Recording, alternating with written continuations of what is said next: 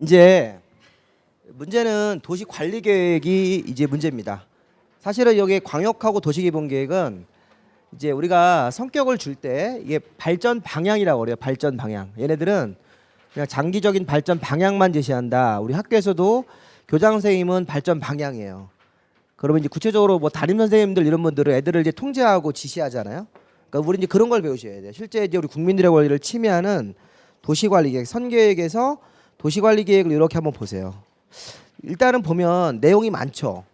예, 도시관리계획이 거기 이제 선계획에서 그 아랫부분에 도시관리계획이 있는데 그 조그만 글씨인데 한번 읽어볼게요.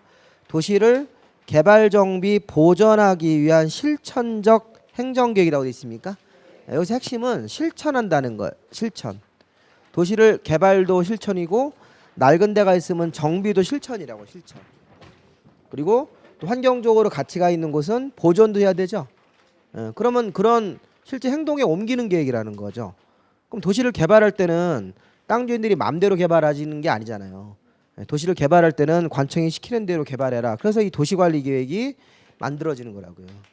도시를 낡은 데를 정비할 때도 도시관리 계획. 또 환경적으로 가치가 있는 것은 도시관리 계획을 만들어서 보존해라. 이제 그런 게 도시관리 계획 내용에 담긴다는 거예요. 도시관리 계획은 이렇게 위에 도시 기본과 광역도시계획과 다르게 발전 방향을 제시하는 계획이 아니라 실천하는 계획이다. 그래서 시험 문제에서는 이 도시관리 계획이 기본적으로 6문제예요. 도시관리 계획은 무조건 6문제고 이게 도시관리 계획은요. 일단 수립 승인이 아니라 이걸 입안 결정이라고 하셔야 돼요.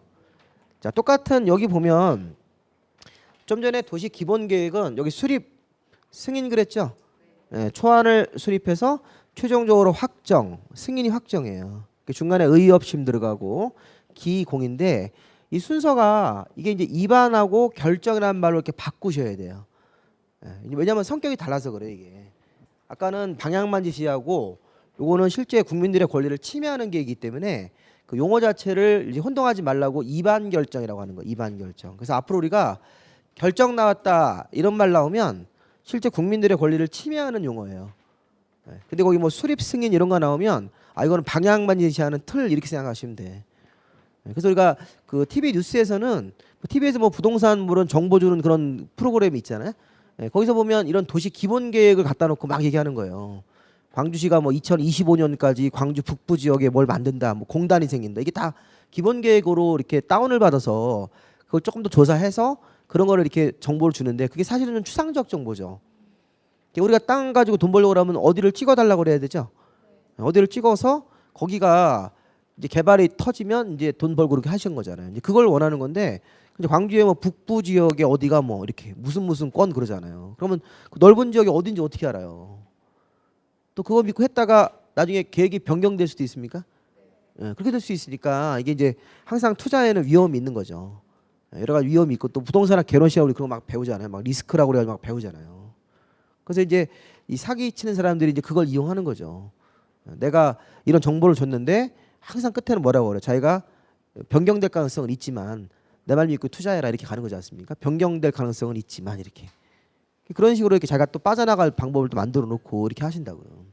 그래서 이제 그런 걸 이제 우리가 뭐 재판 가면 자기가 이제 증빙할 수 있게 몇 번 한 사람들은 또 알아요. 재판해 본 사람들은 법률 전문가라고요. 사기꾼들이 대부분 다 법률 전문가죠. 그러니까 법으로 이제 빠져나갈 걸 딱 만들어 항변할 수 있는 사회로 만들어온다고요. 그러니까 나중에 여러분들 혹시 송사에 걸 일이 있으면 민법 같은 거 잘 배우셨다가 이제 이렇게 항변할 수 있는 걸 잘 만들어 오셔야 된다고요. 그러니까 우리가 법률 세계는 일반 우리가 아는 세계랑은 다른 거라고요. 그러니까 누가 봐도 저 사람은 죄를 졌는데 빠져나간 사람도 있다니까요. 예를 들어 저도 이렇게 돈을 좀 빌려주고 떼인 돈이 있어가지고 그거 받으려고 이렇게 재판을 걸어요. 소액 재판이라는 게 있습니다. 소액 재판 가보면 다 돈 떼인 사람들이에요. 저도 뭐 한 돈 300 빌려주고 떼이면 여기 법원 가가지고 제가 이제 원고가 되는 거 아닙니까? 돈 받아달라고. 그럼 피고는 안 와요. 어차피 돈 줄 생각이 없기 때문에 안 온다고요. 그러면 저 혼자 재판하는 겁니다. 판사님이 원고 저 불러요. 피고 안 왔냐고 그러면 안 온 상태에서 재판한다고요. 그러면 이제 뭐라고 돼요? 연기죠. 확인하니까 연기라고요. 뒷놈 뒤에 쫙 밀려 있으니까. 근데 제 이제 앞에 이제 할머니 있었는데 이 시장에서 장사하실 할머니 같아요. 딱 이렇게 그 보니까 외관이. 근데 돈을 저기 한 2천만 원인가를 빌려줬대요. 그러니까 계속 모은 거죠. 근데 그 할머니가 막 재판하기 전부터 우는 거예요. 판사님 앞에 억울하다고. 근데 빌려간 놈은 잘못 놈이 빌려갔어요. 그 할머니한테 자기 친할머니가 왔다고 이제 접근을 해가지고 돈을 그 할머니가 모아놓은 거를 현금으로 싹 받아가지고 가져간 거예요. 누가 봐도 그거 가져간 겁니다. 그 놈이. 근데 그 할머니한테 영수증 뭐 이렇게 차용증 같은 것도 안 쓰고 할머니한테 계좌 이렇게 이체한 것도 아니고 현금으로 받은 거라니까요. 할머니 이렇게 그 돈을 그 꼬깃꼬깃한 돈 2천만 원을 가져간 거예요. 그래서 할머니가 빌려줬다고 그러는데 근데 판사님은 뭐라고 그래요? 그래서 네, 할머니 혹시 이렇게 은행으로 조금만 넣어주신 돈 있습니까? 이렇게 보내니까 그런 거 자 은행 거래 잘 안 해서 모른다고 하고 그러면 안 빌려갔다니까요. 할머니가 노망 났다고 그런다고요. 그 누가 봐 뒤에서 막 수석수석 대죠 사람들이 저 자식 나쁜 놈이라고 막 하면서 누가 봐도 그 놈이 딱 허우대가 딱 사기칠령 같이 생겼어요 이렇게. 그러니까 이거는 근데 판사님은 공정하게 재판해야 되니까 역으로 할머니가 그럴 수도 있잖아요. 확률적으로 적지만. 그러니까 이제 그 법에서는 증거로 입증을 해야 되기 때문에 증거가 없으면 풀려 안 한 겁니다. 그 할머니 돈 못 받는 겁니다. 그래서 이제 할머니가 그때 막 그러고 이제 할머니 때문에 막 재판이 늦어지니까 그 할머니한테 이제 할머니 다음에 다시 한번 하자고 그래가지고 넘기시더 여자 판사님인데 그렇게 하시더라고요. 그래서 그게 이제 시간 2시예요, 2시. 그 재판관이 이제 저 하고 나서 밥 먹고 하자고 하더라고요. 밥은 먹었다고. 그렇게 돼가지고 그게 이제 그 오전에 11시에 끝날 재판이 막 늦어지는 겁니다, 이렇게. 그래서 이제 그렇게 되면 나중에 이제 대부분 뭐 그런 소액 재판 가 보면, 그러니까 우리가 이제 중개사공부라는 게 법률 공부니까 나중에 증거 무조건 증거입니다. 증거 입증을 못하면 재판에서 무조건 져요. 그래서 이건 아무리 좋은 변을 쓰더라도 안 됩니다. 그래서 항상 이 증거 입증을 해놓고 혹시 이렇게 무슨 좀 그런 상황이 생길 수 있는 가능성이 있으면 꼭 증거를 수집을 해주세요. 핸드폰으로 이렇게 녹음 같은 거 있죠. 핸드폰 녹음 기능을 해놓는다든가. 일부 부동산에서는 아예 계약서를 쓸 때 지금부터 녹취한다고 딱 얘기를 하시더라고요. 딴 생각하지 뭐 나중에 딴소리 하는 사람들이 있걸요. 계약서 쓰고 내가 언제 그런 얘기했냐 이렇게 그 뒷말하는 사람이 있으니까 양해하에 녹음을 해요. 그래서 이제 중개사가 이제 계약 내용 쭉 읽어주시고 동의합니까 이렇게 얘기하고 이걸 천천히 진행하는 경우도 좀 큰 물건 뭐 500에 30 이런 건 그런 건 안 해요. 500에 30 이런 건 안 하는데 좀 큰 건물이라든가 이런 거는 그렇게 해서 이제 나중에 상호간에 어떤 문제가 생기지 않고 부동산도 이제 이렇게 나갈 수 있는 방법도 있어야 되지 않습니까? 부동산이 또 덤태에 쓰는 경우도 있으니까 그래서 사실관계 고지하고 이렇게 하시는 경우가 있더라고요. 보니까 좀 크게 하시는 데는 그렇게 하신대요. 저 서울에 가니까 서울에 이제 강남에 이제 큰 부동산들이 있어요. 이렇게 거기 강남은 뭐 층이 10층짜리 건물인데 뭐 가격은 뭐 150억 이런데요. 강남이니까. 근데 그런 거를 중개하시는 부동산들이 있으세요. 서울에서 이제 그거 이제 몇 분들이 그쪽으로 가시더라고요. 이렇게 인맥을 타고 거기 들어가서 이제 거기 이제 팀별로 구성을 해서 한다. 사무실 하나 빌려서 거기를 뭐 이렇게 한 10팀이 쓴대요. 사무실만 같이 쓰는 거예요. 그래서 이제 거기 칸막이 쳐가지고 3명이나 4명이 팀을 구성해서 각자 이렇게 수입을 올려가지고 사무실 공동 경비를 내고 이런 부동산이라고 하더라고요. 그 이름이 두바이 부동산이에요. 그 중동의 그 좋은 도시 두바이지 않습니까? 이름도 이렇게 해가지고 무슨 뭐 사우디 무슨 뭐 그쪽 중동 사람이 투자했냐 그런 건 아니고 그냥 두바이 부동산 이렇게 해가지고 거기서 이제 일하시는 분들 얘기가 이제 그렇게 한다고 하더라고요. 굉장히 물건이 크니까 그 사람들은 보세요. 50억 가진 사람들은 100억짜리를 이걸 팔고 100억짜리 부동산을 갖고 싶어 한다더라고요. 그래서 이 거래가 된다 하더라고요. 50억짜리 건물 가진 사람들은 뭐 임대 수입만 하더라도 꽤 많이 나올 텐데 이 사람이 100억짜리 건물을 사고 싶다는 거예요. 왜냐하면 100억짜리 건물 갖고 있으면 그 사람들 또 모임이 있대요. 거기 들어가고 싶어가지고. 그래서 이게 돈이라는 게 어디 가든지 이렇게 차별하지 않습니까? 저기 애들 학원도 가보면 조금만 더 하면 하나 더 올라간다 하잖아요. 학원 등록하시라고. 그거 속이는 겁니다. 그게. 그 실력 별 차이가 없어요. 고클래스 간다고 그래가지고 뭐 이렇게 큰 차이는 없는데 조금만 이렇게 또 차별을 둬가지고 학원에 등록하셔서 조금만 노력하면 애가 머리는 좋은데 다 거짓말해. 머리 안 좋아요 애들. 그래서 머리 안 좋은 애들 태반입니다. 머리 좋은 애는 타고나는 겁니다. 엄마 아빠가 잘하셔야 돼 공부를. 그 애들도 공부 잘하는 겁니다. 그렇게 하는 학원 없죠. 근데 원래 그런 거예요. 그래서 엄마 아빠가 의사하면 아들도 의사하잖아요. 그러니까 여러분들은 중개사가 돈 많이 버셔가지고 그거를 물려주시라고요. 어차피 난 공부는 텄어 해가지고 공부는 이게 이제 공부머리는 따로 있다고 하시더라고요. 그러니까 일반적인 무슨 뭐 이런 뭐 이렇게 국가 시험 보고 이런 공부 말고 이게 과학적으로 이렇게 좀 머리 뛰어난 애들 있지 않습니까? 뭐 예능 예술도 있잖아요. 예술 이런 것들 다 타고나는 거라더라고요. 그러니까 약간 좀 이제 다른 사람이랑 다르게 그러니까 우리가 뭐 노력해서 무슨 뭐 서울대를 가고 연고대 가고 이런 거 말고 서울대를 가면 저도 뭐 서울대 아니니까 뭐 그냥 들은 얘기인데 서울대 가면 거기 또 구분된대요. 그래서 교수님이 서울대 가면 한 10%가 있대요. 걔들 공부 안 하고도 시험 봐도 잘 되는 애들이 있다고 하더라고요. 그래서 건축가를 갔더니 건축가가 뭐 막 이게 뭐 만들기 이런 거 많이 한다고요. 건축가가 이제 디자인 배우고 막 이렇게 많이 합니다. 근데 어떤 애가 이거를 막 공부해서 이렇게 막 책 보고 막 공부해서 만들어 놨는데 어떤 놈이 술이 이렇게 채가지고 들어가 가지고 이렇게 만들어 놨는데 훨씬 그게 더 잘 만들어 온 거죠. 그래서 어떤 한 학생이 그거를 뭐 3일 동안 밤새워서 만들어 놓은 조형물이 그 친구 놈이 술을 먹고 들어와 가지고 한 2시간 만들어 놓고 나갔대요. 근데 훨씬 더 이게 내가 봐도 얘가 이렇게 잘 된 거죠. 그래서 그분이 누구냐면 건축사 승효상이라는 분이에요. 나중에 이제 되게 유명하신 분이거든요. 이 성이 승씨예요. 승효상이라는 분이 있는데 이제 그 아까 3일 동안 공부한 사람은 학교 다닐 때 대학 교수님인데 이 교수님이 그래서 건축을 포기했다죠. 이 사람 자기 친구였는데 학교 다닐 때. 그러니까 이 사람은 천재라고 천재. 네, 이런 있고 그래서 우리 일반 사람들은 이제 일반 사람들 물에서 노는 거고 이런 좀 약간 좀 굉장히 좀 천부적인 그런 재능이 이렇게 딱 보고 이렇게 아이디어를 가지고 바로 이렇게 만들어서 하시는 분이 계시다고 하더라고요. 근데 중개사 시험은 그런 건 아니니까 걱정하지 마시고 조금만 보시면 됩니다. 자, 그럼 이제 도시 관리 계획으로 한번 가보십시오. 도시 관리 계획. 우리가 도시 관리 계획은 아까 우리 광역 도시 계획이 자 먼저 만들어지고 그다음에 이제 도시 기본 계획이 만들어져서 이제 이게 각자 이제 방향 제시를 하면 광역하고 도시기본계획의 지침을 받아 이렇게 쓰는 거예요. 지침을 받아. 실제 국민들의 권리를 침해하는 도시 관리계획이 만들어진다 이런 얘기예요. 자, 도시관리계획은 수립 승인입니까?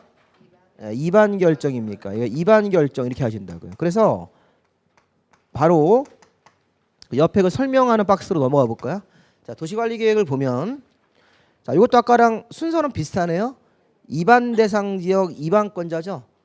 그다음에 절차 이렇게 하는 거예요. 지금 이반 대상 지역이 아까 도시기본계획 수립 대상 지역하고 같아요. 그러니까 용어만 다른 거 용어. 이것도 특별시, 광역시, 자치자치도, 시군 안에서 이반하는 건가요? 그렇죠. 처음에 보시면 도시관리계획은 만드는 장소가 이반 대상 지역이다. 수립하는 장소가. 그래서 그 계획을 만드는 장소가 이반 대상 지역이란 말 쓰는데 이반이란 말 써야 되죠. 수립이란 말 쓰고. 자, 이건 각자 6개의 도시. 특별시, 광역시, 자치시나 자치도, 시군 안에서 이반하면 된다는 거죠. 그럼 두 번째가 이반권자인가요? 이반권자죠. 그 다음에 이제 절차 공부할 거예요. 그래서 이반 결정 절차라고 하는데, 자, 근데 이반권자가 가만히 보면 이거 똑같이 원칙, 특별시, 광역시, 자치시, 자치도, 시장, 군수 6명이죠. 근데 그 밑에 보면 국토부 장관님이 더 있어요. 이제 그게 아까 기본계획하고 차이점입니다. 자, 아까 우리 기본계획은 6명만 딱 수립하고 끝나는 건데, 자, 도시관리계획을 보면 거기 이반권자가 원칙이라고 해서 특별시장, 광역시장, 자치시장, 자치도의사, 시장, 군수가 이반합니까? 네, 근데 이제 국가가 도시관리계획을 만들 필요가 있을 때는 국토부 장관. 그리고 옆에 가로 안에 해라고 돼 있습니까? 해? 그게 해양수산부 장관이에요. 해양수산부 장관이 바다에다가 도시관리계획 만드는 경우도 있대요. 우리나라가 딱 한 개가 있어요. 그래서 그거는 해수부 장관님이 할 수도 있고 도지사님도 입안할 수 있습니까? 도지사님이 만드는 계획하고 연관이 있을 때 뭐 이렇게 생각하시면 돼요. 그러면 지금 이거는 입안권자는 아까 요 기본계획하고 수립권자하고 차이가 있었죠? 아까 기본계획 수립권자는 6명만이에요. 만자를 써도 됩니다. 만. 자, 정리하실 때 도시의 기본이 되는 계획이에요. 기본. 네, 그럼 6명만 수립하고 끝나는 건데, 자, 도시관리계획은 이반권자. 자, 원칙. 아까 6명. 특별시장, 광역시장, 세종자치시장, 자치도지사 이렇게. 자치도지사. 그러고 나서 시장, 군수를 쓰시고 예외도 있어요? 예외 이렇게. 예. 만약에 뭐 국가계획하고 관련이 있을 때는 국토부 장관, 바다에다 하는 거 할 때는 해수부 장관 이렇게. 그다음에 도지사님도 도지사가 수립하는 뭐 도계획과 관련돼 있으면 도지사. 그러니까 보시면 전라남도 나주시에서는 누가 위반하는 거예요? 나주시장님 이렇게. 예. 광주에서는 광주시장님 위반하는 거죠. 예. 근데 광주시나 나주시장님 같은 분들을 배제하고 국토부 장관님이 들어갈 수도 있다는 거예요. 나주시인데도 국토부 장관이 와서 위반할 수 있다는 겁니다. 나주에다가 뭐 국가 계획으로 뭘 하겠다. 예를 들어서 여러분 그 도시관리계획은요. 옆에 절차 옆에 초록색 6개 써 있습니까? 자, 이제 이게 중요한 거예요. 오늘 이제 이걸 배워 가셔야 돼요. 도시관리계획은 6가지 종류, 6가지 내용으로 만들어지는데 그중에 우리가 세 번째가 기반인설입니까? 자, 기반인설. 자, 우리 기반인설은 옆에 보시면 기반인설의 그 종류라는 설명 박스가 있죠. 예, 뭐 좀 글씨가 흐린데 도로, 철도 이런 거예요. 도로, 철도 그 아래 광장, 공원, 그 아래 수도, 전기, 가스, 학교, 운동장. 대충 뭔 말인지 아시겠죠? 그러니까 이런 거 우리가 이제 도시가 제대로 된 기능을 발휘하려면 이런 기반시설이 잘 갖춰야 되죠. 기반시설은 행정관청이 세금 걷어가 설치해 주는 거예요. 그게 원칙이에요. 물론 이제 민간이 설치하는 기반시설도 있는데 원칙은 행정청이 세금 걷은 돈 가지고 기반시설을 만들어요. 그럼 그중에 공항이 있어요. 공항? 자, 우리 공항이 거기 교통설 항목에 그 위에 항만 공항 있지 않습니까? 제주도에 공항 만든 데죠. 그럼 이 공항이 기반시설이기 때문에 기반시설을 어느 위치에다 할 건지 도시관리계획 3번을 결정하셔야 되는 거예요. 자, 우리 지금 중요한 거 배웠어요. 기반시설 같은 거를 새로 만들려면 위치가 정해져야 됩니까? 네, 그러니까 그게 3번 도시관리계획 결정이라는 것에서 위치를 잡는 거예요. 위치와 규모 이런 걸 잡는 거라고요. 그래서 행정관청이 3번 도시관리계획 결정을 한다고 발표하면 기반시설을 설치하겠다 이 발표하는 거예요. 그 위에 1번 도시관리계획은 뭐 용도 지역이라고 그래서 땅에다가 이름을 정하는 게 있어요. 이름. 용도 지역이나 지구 그 아래 용도 구역은 땅에다 이름 정하는 건데 3번 도시관리계획 기반시설에 설치 그러면 우리 새로운 기반시설이 만들어진다는 겁니까? 네, 그럼 우리 인천에 저기 공항도 있고 제주도 공항 있지 않습니까? 그럼 제주도고 신공항은 사업 규모가 2조 원이래. 2조 원. 그럼 제주도 돈 가지고 할 수 있어요? 네, 이거 제주도 신공항은 국토부에서 발표했어요. 네?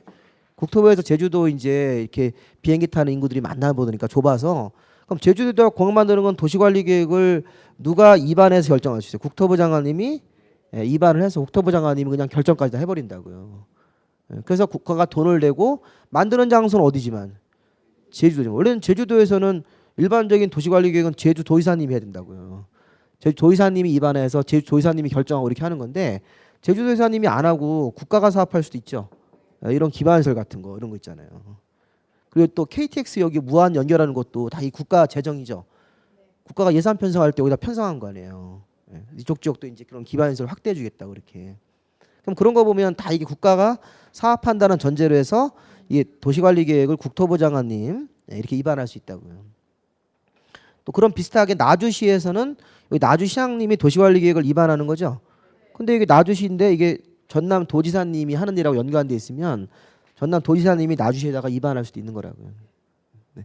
이제 우리가 이제 그런 사유보다는 좀 중요한 건 아까 자 도시의 장기 발전 방향, 도시의 기본이 되는 계획은 6명만 수립하는 거죠.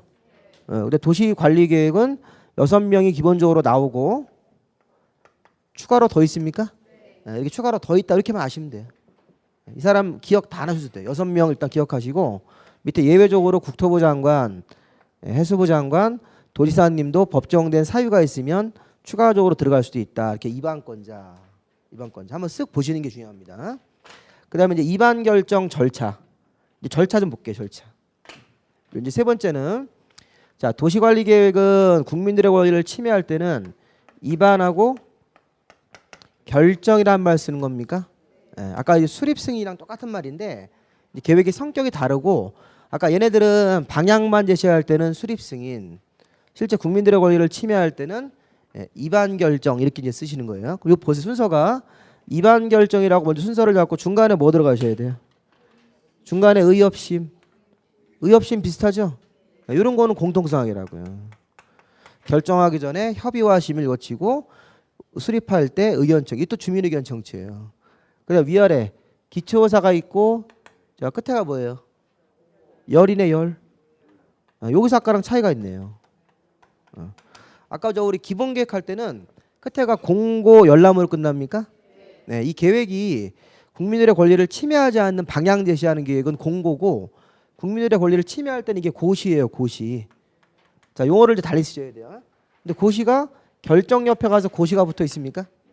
이게 무슨 얘기냐면 발표를 빨리 해주라는 거예요, 빨리. 밑에 절차로 내려가서 고시하지 말고 결정권자가 결정하면 바로 고시하셔야 돼요, 바로. 근데 공고예요, 고시예요? 고시라니까요, 고시. 고시 형태로 발표하는 거예요. 행정청이 발표할 때는 국민들의 권리를 침해하지 않고 방향만 제시하는 계획은 공고라는 형태로 발표하고, 그다음에 국민들의 권리를 침해하는 거는 고시로 발표한다고요. 그래서 관청의 업무를 외부로 발표할 때는 고시나 공고라는 절차가 있는데 여기서는 고시라는 형태로 발표한다고. 그래서 우리가 입안 결정, 이건 뭐예요? 의협심, 그다음에 기열입니까?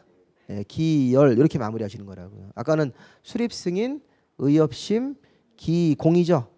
이건 이제 입안 결정, 의협심, 기열 이렇게 마무리하셔가지고 도시관리 계획이 확정이 되는 겁니다. 그래서 아까 입안권자는 여기 다시 한번 여기 입안권자 들어가시면 되겠죠. 입안권자에 그 입안권자 아까 다시 한번 쓰시면 그냥 원칙만 써보죠, 원칙. 특별시장, 광역시장, 그다음에 세종 자치시장, 자치도지사, 시장군수 이렇게. 뭐 경우에 따라서는 뭐 국토부 장관님이나 해수부 장관도 도지사님도 입안할 수가 있다 이렇게 추가하시면 되는 겁니다. 자, 지금 그 결정권자는 그냥 알지 않으셔도 돼요.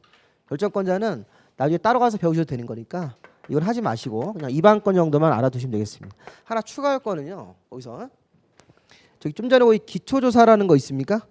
자, 거기도 필수라고 썼어요. 기초조사 필수. 기초조사라는 용어가 여기서 필수적으로 들어가서 도시관리계획 입안할 때 그 입안하는 장소에 가서 필수적으로 하셔야 되는 겁니다. 기초조사는 필수다. 임의라고 하시면 안 돼요. 할 수 있다 그러시면 안 됩니다. 자, 그 다음에 자, 의견 청취는 누구 의견이에요? 주민 의견이죠? 자, 이 주민 의견인데 자, 이때는 공청회가 아니라 공람이라고 하는 거예요. 공람 절차. 자, 공람이라는 절차를 통해서 주민 의견을 듣는다. 요게 아까 저 기본 계획할 때는 공청회였었죠? 이제 그것도 오늘 좀 알아두셔야 됩니다. 자, 이게 공람이라고 하는 것은 이게 사실은 공고 열람이란 말의 약자예요. 공고 열람. 여기서는 공고 열람. 여기 공짜 따고 여기 람짜 따서 공람이라고 부르는 거예요. 그럼 이제 무슨 말이냐면 도시관리 계획을 처음에 입안할 때는 자, 주민 의견을 듣기 위해서 입안 서류를 일단 주민들한테 발표해요. 발표. 도시관리 계획 입안합니다. 이렇게 발표를 한다고요.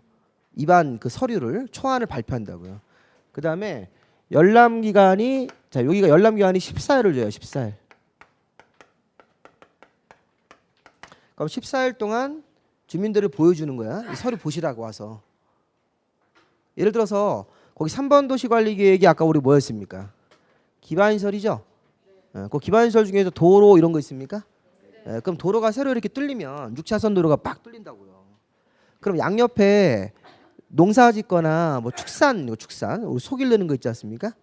그럼 그런 사람들이 이해관계이네.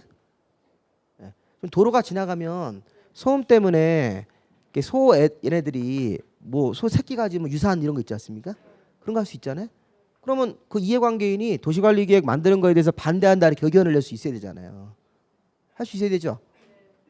원래 내기는 해야죠. 받아주진 않아요, 잘. 받아주진 않는데 낼 수는 있어야죠. 그래서 그게 타당하다고 하면 반영을 하는데 실무가면 거의 타당하지 않다고 합니다. 그래서 이제 그게 문제가 되면 나중에 이제 좀 이렇게 그거 돼가지고 이제 뭐 소송 걸리고 그러면 나중에 보상을 해줘요, 보상. 보상해주거나 딴 데로 이렇게 이전하는 방식은 있어요.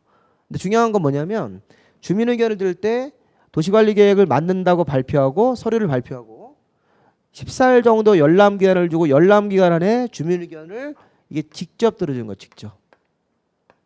자, 아까 우리 도시 기본 계획할 때는 뭐였었어요? 공청회였었죠, 공청회. 지금 공람이라는 절차하고 공청회라는 절차도 구별을 하셔야 돼요. 아까 우리 방향만 제시하는 계획은 공청회입니까? 그래서 공청회는 어떻게 하는 거냐면 공청회는 일정한 날짜에 이렇게 어떤 여기 뭐 모이는 거예요. 광주시청 회의실에 모이면 그 앞에 단상에서 전문가들이 먼저 쭉 발표해요. 찬반 토론하고 나중에 주민들이 그 100명 참석하면 주민 대표 의견을 내는 거예요. 대표 의견. 그럼 주민 의견 이건 직접 내는 거예요? 간접적으로 내는 거예요? 간접적으로 이렇게. 예, 주민 의견을 모아서 대다수 의견을 대표 의견으로 내는 거라고요. 이거는 개별 주민들이 직접 낼 수 있습니까? 의견을? 여기 14일 요 기간 동안 예, 광주시의 그 담당 부서에 가서 내가 도시관리계획 만드는 거에 반대한다 이렇게 의견서를 써서 낼 수 있다고요. 개별 주민들이 다 알면 다 낼 수 있어요. 14일 그 기간 안에만 내시면 돼요. 근데 공청회라는 거는 그렇게 개별 주민들이 개별 의견을 내는 게 아니라 주민들의 의견을 모아서 대표 의견으로 내는 겁니까? 예, 그러니까 이거는 주민 의견은 뭐예요? 간접적으로 주민 의견 듣는 거고, 이거는 직접 듣는 거고. 그래서 일단 처음에는 공청회와 공람이라는 용어가 있어요. 예, 공청회는 뭐 할 때 하는 거예요? 아까 수립 승인 같은 거 할 때 거기 지금 방향만 제시하는 도시기본계획은 수립하기 전에 주민의견 청취가 공청회였었죠. 예, 근데 도시관리계획은 입안 결정이라는 말을 쓰면서 이런 입안 결정 절차할 때는 뭐로 합니까? 공람이란 절차, 공고, 열람. 그래서 도시관리계획 입안 서류를 공고하고 14일 이상 열람시킨다. 열람 기간 안에 개별 주민들이 직접적으로 의견 낼 수 있다. 이렇게 들어가는 겁니다. 네, 공청회랑은 다르다. 그 시험 문제에서 도시관리계획을 입안할 때는 공청회를 개최하여 주민 의견을 듣는다. 이렇게 틀린 거죠. 네, 도시관리계획을 입안할 때는 공청회가 아니라 공람 절차를 거쳐, 공청회를 개최하여가 아니라 공람 절차를 거쳐 이렇게. 네, 그게 시험 문제라고요. 그래서 우리 용어 정리하면서 이런 것도 좀 구별을 일단 해놓으셔야지 기초적인 문제를 우리가 풀 수가 있습니다. 그래서 이제 일단 뭐 보시면서 도시관리계획은 입안 대상 지역, 입안권자, 그 다음에 입안 결정 절차가 있어요. 절차? 네, 일단 거기까지만 일단 아시면 되겠습니다. 자, 이제 문제는 옆에 이제 초록색으로 넘어가시면 돼요. 초록색. 자, 도시관리계획은 이제 입안 결정이라는 말을 쓰면서 그러면 지금 1번 도시관리계획이 입안 결정되면 이제 어떤 일이 생기는 거예요? 땅에? 자, 여기 보시면 도시관리계획 중에서 1번. 자, 용도, 지역. 이거 지난주에 했나요? 하셨죠?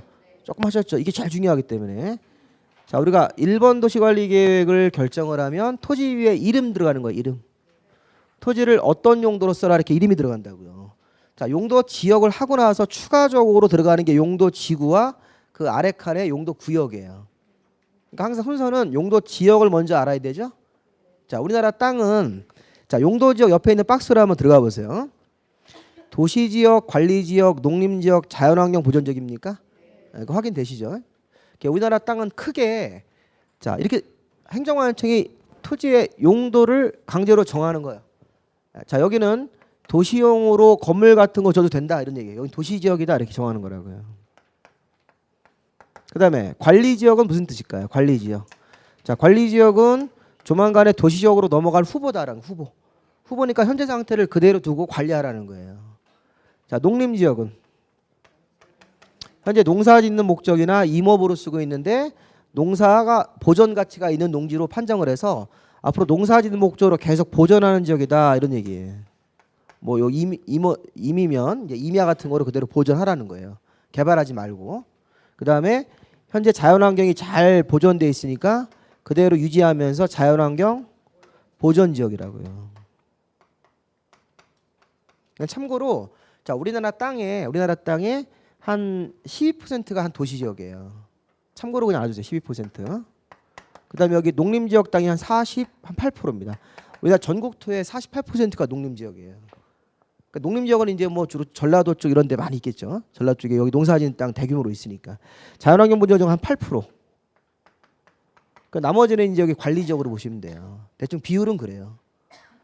그러면 제가 지난번에 서울시는 뭐 광주도 비슷할 텐데 서울시는 100% 도시 지역입니까? 네, 서울특별시는 100% 도시 지역이에요. 서울특별시 안에는 농림지역, 관리지역 땅은 없어요. 네. 근데 광주는 이렇게 그 자료를 찾아보시면 광주라는 그 행정구역 땅이 한 90몇 %는 도시 지역이고 일부 외곽 쪽에 가보면 이런 관리 지역이나 농림 지역이 조금 있는 것 같더라고요. 그 자료가 있어요. 그런 건 시험에 안 나오지만 그냥 상식적으로 일단 서울은 서울시 전체가 무슨 지역이다? 도시지역이다 이렇게 해석하시면 돼요. 그렇게 돼 있어요. 분류가. 근데 도시지역은 이 안에서 세분이 됩니까? 네. 자, 도시지역도 주로 주택을 지어라 그러면 무슨 지역이에요? 주거지역이에요. 도시지역 안에 주로 상가를 져라 이게 상업지역이라고요.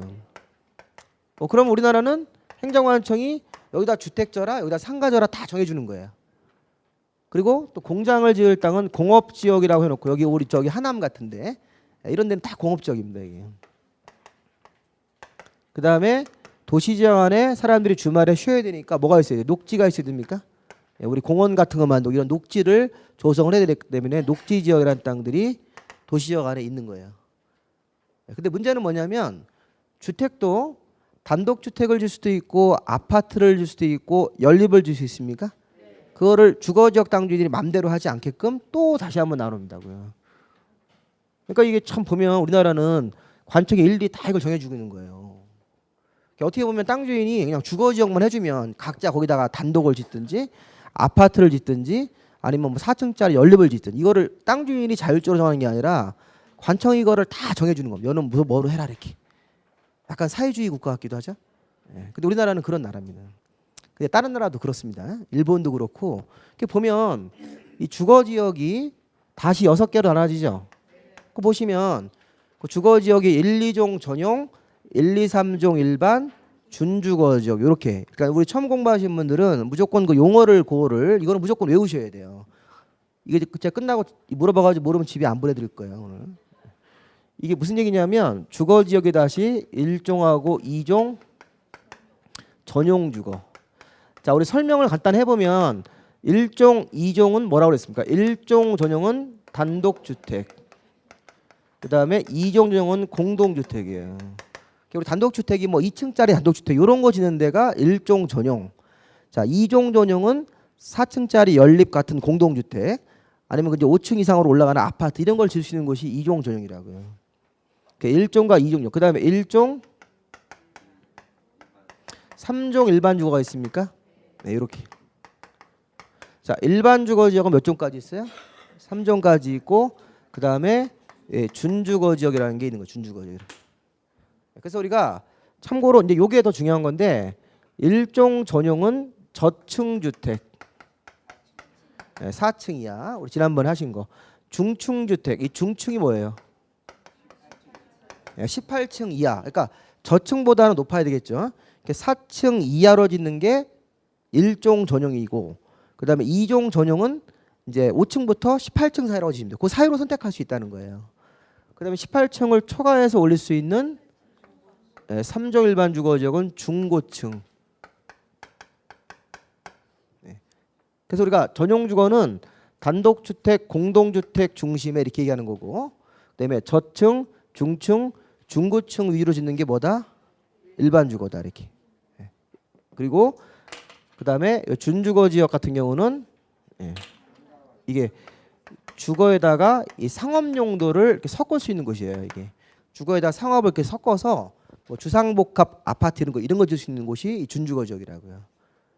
그럼 이제 시험 문제에서는 뭐 우리가 보통 뭐 이렇게 많이 낼 수도 있어요. 이게 이제 일종하고 일종 전용, 일종 일반을 용어를 좀 바꿀 수 있어요. 원래 이제 이렇게 들어가는 겁니다. 아까 제가 이 보세요. 저층 주택 중심의 양호한. 자, 저층 주택 중심으로 양호한 주거 환경 이렇게 나가면 이게 일종 전용 주거죠. 이렇게 하면 틀렸죠. 일종 일반이라고 해야 됩니까? 이거 일종. 아까 일종 일반이죠. 여기 저층으로 시작하는 용어는 일종 일반 주거잖아요. 일반 주거. 근데 지금 여기 저층 주택으로 시작하는데 일종 뭘 집어넣었어요? 아까 여기 이쪽에 일종 전용하려고 할 때는 여기 뭐로 하셔야 됩니까? 단독주택 중심에 뭐 이렇게 나가야 된다고요. 그래서 그런 차이를 시험 문제에서 물어보는데 조금 지금 어려워요. 어려우니까 우리는 그냥 그 1종, 2종 전용이 있고 1, 2, 3종 일반이 있고 준주거 지역이 있다. 자, 나는 지금 아파트 살고 있어요. 근데 우리 아파트는 15층짜리 아파트면 뭘까요? 여기 2종 일반 주거라든가 아니면 2종 전용일 수도 있어요. 보통 그럴 수 있어요. 여기 공동주택이니까.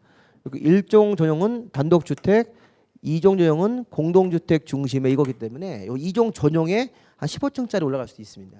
근데 보통은 이거보다는 이런데 2종 일반이나 3종 일반. 우리 아파트는 24층 아파트다. 이거 무슨 얘기일까요? 네, 3종 일반의 아파트가 지어졌다는 뜻입니다. 이게 왜냐하면 중고층으로 18층을 초과해서 올라갈 수 있는 게 가능한 적이기 때문에 그렇게 이제 아파트가 지어지는 거라고요. 실무관 보통 아파트는 2종 일반이나 3종 일반이고 여기 1종 일반 주거 지역은 저층이니까 4층 이하입니까? 그러니까 보통은 뭘 짓냐면 연립을 져요. 연립. 보통 4층짜리 연립을 짓고 이렇게 해서 그래서 길 가다 보면 연립주택이 이렇게 세워져 있는 땅들 있잖아요. 거기가 1종 나중에 서류 때 보면 1종 일반 주거로 나옵니다. 그러니까 4층밖에 못 짓는 거라고요. 근데 그러면 나중에 이제 용도 지역이 보세요. 용도 지역이 나중에 이제 도시관리계획 2반 결정을 해서 최초로 용도 지역을 정하기도 하고 용도 지역을 바꿀 수도 있습니까? 바꾸는 것도 가능하죠. 그러면 용도 지역이 1종 전용에서 2종 전용으로 바뀌면 좋은 거죠. 좋은 거죠? 2종 일반에서 3종 일반으로 바뀌면 더 좋은 거라고요. 2종 일반에서 준주거 지역으로 바뀔 수도 있습니까? 이렇게 바뀌면 땅의 가치가 더 높아지는 거라고요. 땅값이 올라가죠. 그렇게 해서 돈 버는 경우도 많이 있습니다.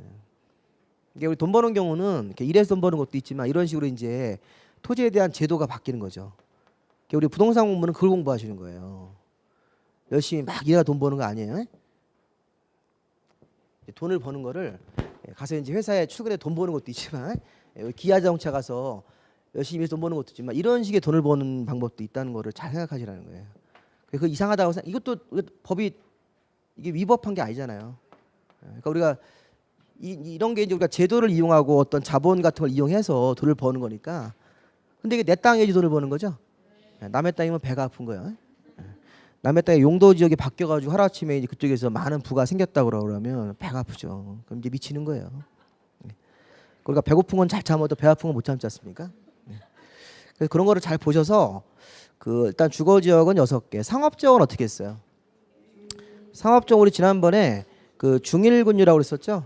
상업 지역도 상가를 짓긴 하는데 중심 상권 이런 데가 중심 상업, 그다음에 이제 일반 상업, 그다음에 주택가 근처에 근린 상업. 우리 저기 골목길 안에 주택가에 들어가면 주택가고 이제 거기 골목 초입에 상가 있죠. 그런 데가 근린 상업 지역이에요. 우리 학원 땅은 뭘까요? 일반 상업 지역이에요. 중심 상업 지역은 거의 없어요. 중심 상업 지역은 서울의 명동 이런 데 몇 군데만 있지 대부분 다 여기 차가 다니는 대로죠. 그 대로 양쪽에 인도 옆에 있는 상가들은 다 일반 상업 지역이에요. 큰 대로변 양쪽 사이드는 다 일반 상업 지역이라고 보시면 돼요. 그럼 일반 상업 지역 뒤쪽으로 들어가면 근린 상업 지역이 있는 겁니까? 이면도로 쪽에 근린 상업 지역이 있는 겁니다. 그다음에 뭐 농산물 시장 이런 게 유통 상업이고. 이제 이거는 그냥 중일 근유 이렇게 하시면 돼요. 주거 지역은 1, 2종 전용, 1, 2, 3종 일반, 준주거. 자, 우리 공업 지역은 뭡니까? 전용 공업, 그다음에 일반 공업, 준공업 이렇게. 우리 중화학 공업 같이 큰 공장들, 그다음에 소규모 공장들은 일반 공업 지역들. 준공업 지역은 좀 특이하게 우리 중공업 지역은 어떤 특징이 있을까요? 시험 볼 때. 중공업 지역은 경공업에다가 뭐로 섞는 거예요? 주거 기능하고 상업 기능이 섞일 수 있는 곳이다 이렇게 되어 있습니다. 중공업 지역은 굉장히 특이하게 공업 기능을 배치시키는데 일부 주거와 상업 기능이 섞여집니다. 준공업. 자, 그다음에 녹지 지역은 우리 뭐가 있었나요? 보존 녹지, 자연 녹지 이렇게. 자, 보존 성격이 제일 강한 녹지가 무슨 녹지예요? 보존 녹지. 보존 성격이 제일 강하니까 보존 녹지죠. 보존 녹지로 한번 지정되면 이건 영원히 보존 녹지라고 보셔야 돼요. 보존 녹지가 주로 뭐냐면 이 시내에 있는 공원이에요, 공원. 공원화 돼 있으면 거기는 무조건 보존 녹지예요. 그래서 이제 광주시에 무슨 공원 있죠? 뭐 소규모 공원이든 뭐 근린 공원이든 큰 규모의 공원이든 간에 공원으로 묶이면 다 보존 녹지입니다. 거기 공원은 앞으로 계속 공원으로 쓸 거라고요. 개발이 거의 어렵습니다. 자, 그다음에 녹지 지역도 생산 녹지라는 녹지가 있어요. 자, 우리가 서울시 외곽 지역에 보면 농사 짓고 있는 땅이 있어요. 그게 생산 녹지라고요. 그러니까 이게 지금 보면 도시 지역인데 여전히 생산 목적으로 농사 짓고 있는 농지도 있습니까? 네, 있어요. 근데 이 생산 녹지는 현재는 농사를 져라. 근데 조만간에 이게 뭐로 바뀔 수 있어요? 도시 지역이니까 이런 공업 지역이나 상업 지역이나 주거 지역으로 바뀔 가능성이 있다고요.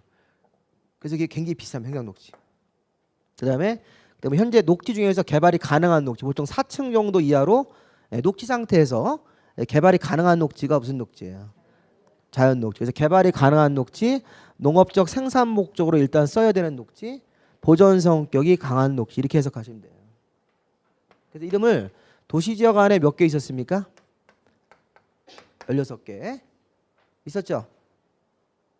주거 지역 이거 합치면 몇 개입니까? 6개, 4개, 3개, 3개니까 총 도시 지역 안에 16가지 명칭이 있는 거죠? 그 16가지 명칭을 여러분들이 이제 앞으로 야, 이 땅이 뭐냐 이렇게 물어보면 뭐라고 하셔야 돼요? 이 전이다 그러시면 안 돼요. 답이다 그러시면 안 되고, 보세요. 전이라고 하더라도 보세요. 전.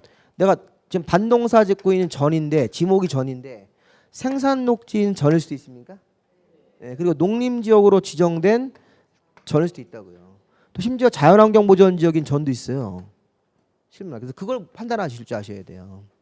그러니까 내가 농지다 뭐냐 했더니 밭농사 배추 기르고 있어 이러고 있다고요. 일반 사람들은. 근데 우리는 어떻게 해야 돼요? 부동산 전문가는 밭농사 지는 전인데 이게 생산 녹지냐 아니면 농림지역이냐.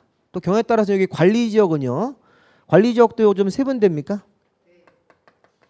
자, 녹지지역을 본따서 뭐가 됐어요? 이건 보, 생, 계죠. 또 보전 성격이 강한 관리지역. 농업적 생산 목적으로 쓰는 생산관리도 있어요. 그러면 이게 전이 생산관리지역일 수도 있다는 거예요. 그렇죠.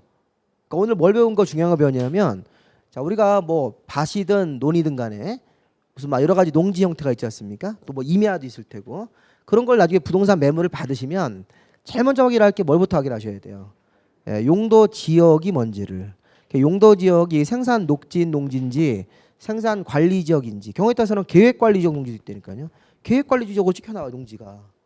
그럼 계획 관리 지역에 맞는 형태의 규제를 받는 거예요. 그래서 이제 그걸 봐야 되는 거지. 이게 무슨 뭐 논이냐 밭이냐 이건 중요하지 않습니다. 어차피 개발 들어갈 거니까.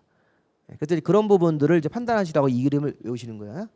그래서 이건 이제 우리 이제 두 번째로 또 이것도 이제 이게 그 공부를 하셔야 되는 중에서, 처음에 아까 우리가 선계획의 이름 3가지를 공부하시고 그다음에 그 용도 지역 이름을 꼭 우리가 반드시 기억을 하시는 게 중요합니다. 잠깐 쉬었다가 이제 그 나머지 부분 또 보도록 하시겠습니다.